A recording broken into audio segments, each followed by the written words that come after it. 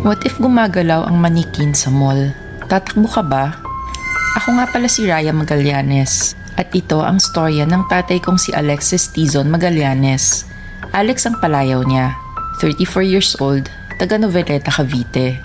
Dati siyang security guard sa Noveleta Mall. Nagtataka ka ba kung bakit abandoned na ang Noveleta Mall sa Cavite? Oo, mukha siyang nasunog kung titingnan mo.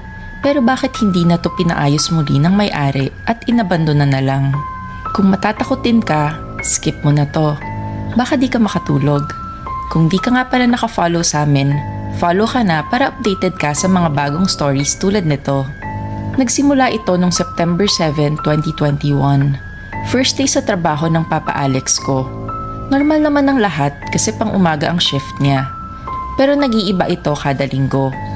Kaya nang sumunod na linggo, nagpanggabi na siya. At dito na nagsimula ang kababalaghang naranasan niya sa trabaho. Habang rumoronda si Papa Alex sa mall, napansin niya na parang may sumusunod sa kanya.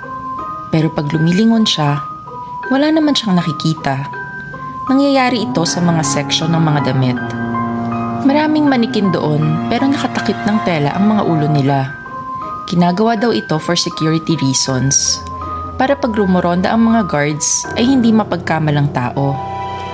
Pero parang namamalik mata si Papa dahil yung isang manikin ay walang tela sa mukha at tinitingnan siya. Habang naglalakad siya ay sinusundan siya ng tingin nito. Sa takot ay tumakbo si Papa papuntang CR at pumasok sa isang cubicle. Nakahinga ng maluwag si Papa dahil feeling safe na siya sa loob. Umupo muna siya habang hinahabol ang hininga niya. Nang biglang sumilip ang ulo ng manikin sa ilalim ng pinto. Sigaw siya ng sigaw at halos himatayin si Papa Alex sa nangyaring ito. Kinabukasan, kunento niya ito sa mga kapwa niyang security guards at sabi nila, normal lang daw na may mga minumultong manikin sa gabi. Dahil matatakutin si Papa at di niya kayang pabayaan ito, tinawagan nila si Father Montemayor at ang albularyong si Mang Tiburcio. Ito din ang advice kay Papa ng nanay kong si Kimberly. Nang Sabadong yun, nagpa-orasyon at nagpa-bless sila Papa kasama ang pare at albularyo. May ilang security guards din ang sumama. Sabi ni Papa, doble ang effect nito. May pari na, may albularyo pa.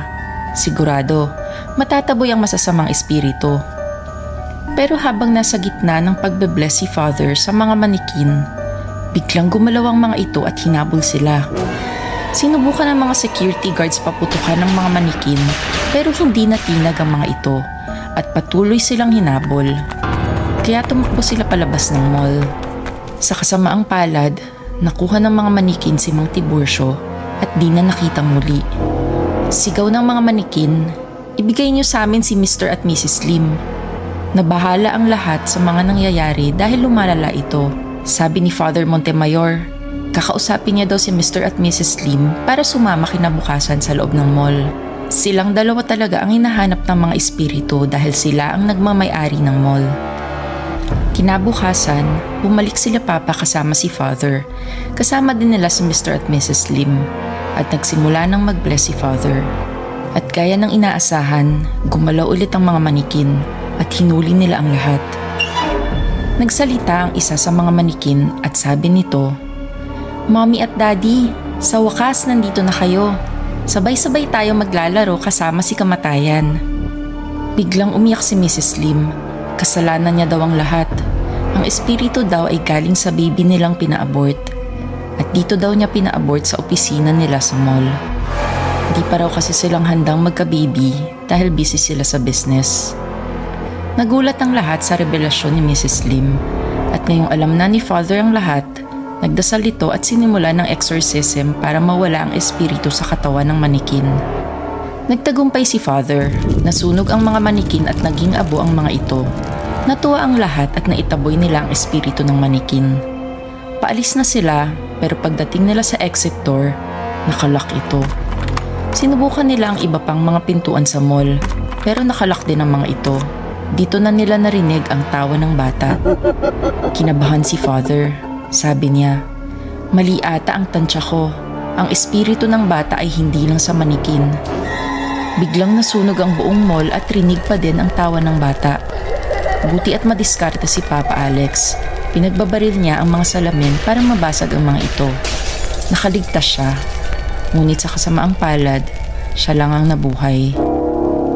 Malaki ang pasasalamat ko na buhay pa rin siya kahit medyo nalapnos ang ibang bahagi ng katawan niya. Pero naku-curious pa rin ako. Buhay pa din kaya ang espiritu ng bata sa Noveleta Mall?